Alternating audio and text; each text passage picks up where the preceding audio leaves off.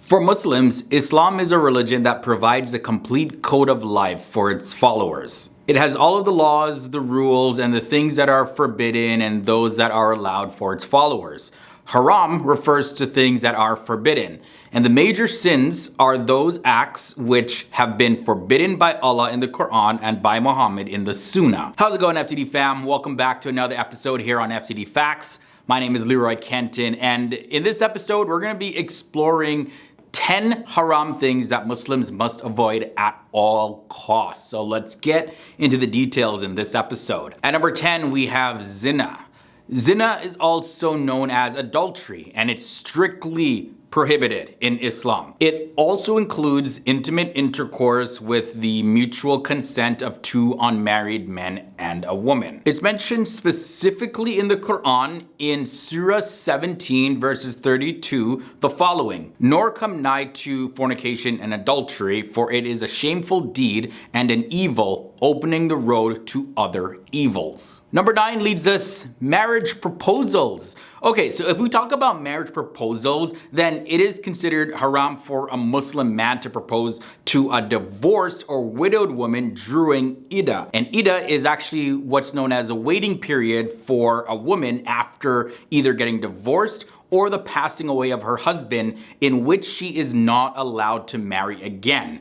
And there's some reasons behind this. Not going to get into that in this episode, but for now, the man can express his desires for marriage, but cannot make a formal proposal. A Muslim man is also not allowed to propose to a woman who is married to another man. While we're on the topic of marriage, let's look at number 8, marrying a non-Muslim. Well, this rule does not apply to Muslim men because they are allowed to marry non-Muslim women, and there are some rules around that. But while talking about women in marriage between a Muslim woman and a non-Muslim man, well, that is considered haram. This is because the man is considered the head of the household in Islam, and he's the one who supports the family, and the man is responsible for his wife. Muslims do not believe in giving women into the hands of those who do not practice Islam and having them be responsible for Muslim women because they are not concerned with protecting the rights of the religion. So therefore, in Islam, a Muslim man can marry a non-Muslim woman, and there are some guidelines around that, but a Muslim woman cannot marry a non-Muslim man. Number 7 is about inheritance. It is considered completely haram for a father to deprive his children of inheritance. It is also haram for a father to deprive the woman or children of a wife who is not favorable to him of an inheritance. Additionally, it is haram for one relative to deprive another relative of their inheritance through tricks. The haram thing coming in at number 6 is about business ethics. So let's talk about riba, which is an excessive addition above the principal, such as usury or interest. That is completely prohibited in all forms in Islam. This interest actually contradicts the Islamic principle of zakat, which allows wealth to flow from the rich to the poor. Riba is forbidden because it keeps wealth in the hands of the wealthy and it keeps it out of the hands of the poor. Riba is also thought to make people selfish and greedy. Just imagine, you're trying to pay down your debts and you're charged for the process of paying down your debts. So Islam says it's completely prohibited. Also, business and trade practices that don't practice free and fair exchange of goods and services is considered haram. No bribery, no stealing, no gambling or anything like that. Therefore, all forms of deceit and dishonesty in business are also prohibited completely in Islam. Moving on now to number 5. Let's talk about apparel, like clothing and jewelry. There's a whole lot here to unpack.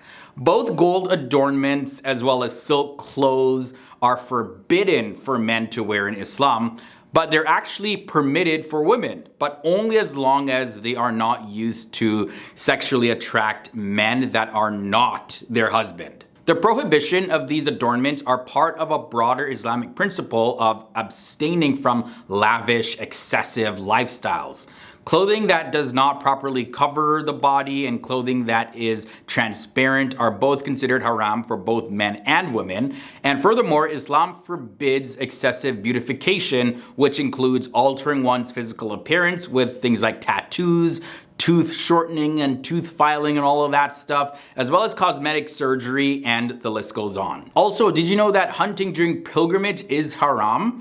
Yes, it is completely forbidden to hunt while performing a pilgrimage. As a matter of fact, there's a passage in the Quran that goes like this: "Believers, rejoice, complete your indentures, except for what is announced to you here. The beast of the cattle is made lawful for you for food, while the game is prohibited when you are on pilgrimage. Lo, God ordains whatever pleases him." And that reference is from the Quran, Surah 5, verses 1. Number 3 leads us to the haram thing involving carrion. Carrion is an animal that is not slaughtered in the name of Allah, but instead passes away by itself, and it is also prohibited in Islam. Forbidden to you is that which dies of itself, and blood and flesh of swine, and that on which any other name than that of Allah has been invoked, and the strangled animal, and that beaten to death, and that killed by a fall, and that killed by being smitten with the horn, and that which wild beasts have eaten, except what you slaughter.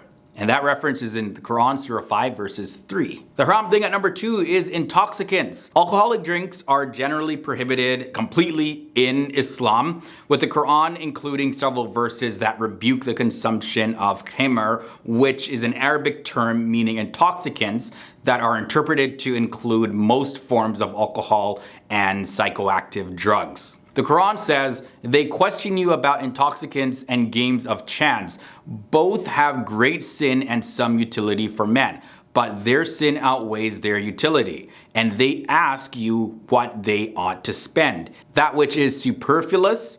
Thus God reveals his revelations to you so that you may reflect." And that reference is from the Quran, Surah 2, verses 219. Ending this episode off at number 1, SHIRK.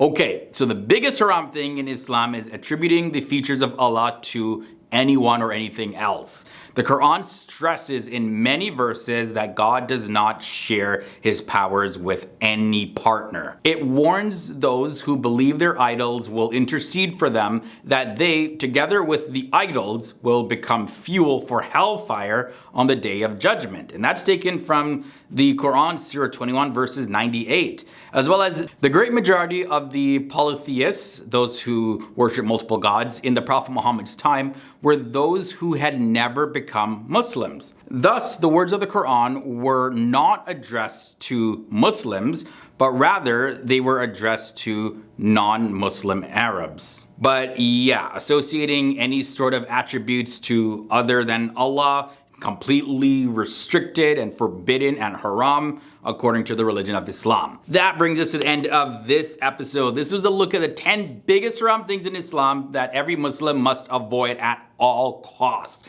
Let me know down below in the comments below what your thoughts were about this episode. If you have any thoughts, questions, sound off down below. If you made it this far, don't forget to leave a big thumbs up, and I'll catch you beautiful people in the next episode.